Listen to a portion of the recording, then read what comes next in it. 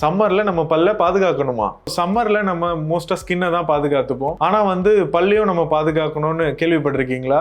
வணக்கம், நான் உங்க டாக்டர் ஆண்டனி ஜெபராஜ், முகம் மற்றும் தாடி சிகிச்சை நிபுணர், clinical head Anthony's maxillofacial clinic, Kokkarakulam, Tirunelveli.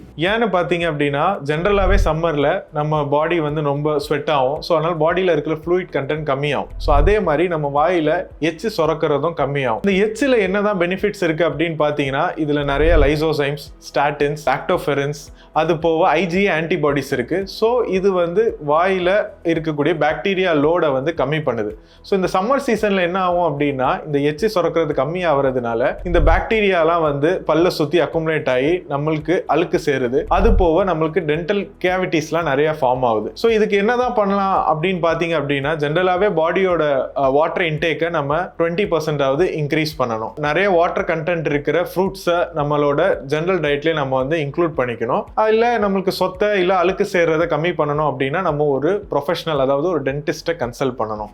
உங்களுக்கு ஃபர்தராக வேற ஏதாவது டவுட்ஸ் இருந்தால் கீழே தெரியுற நம்ம கிளினிக் நம்பரை காண்டாக்ட் பண்ணுங்கள்.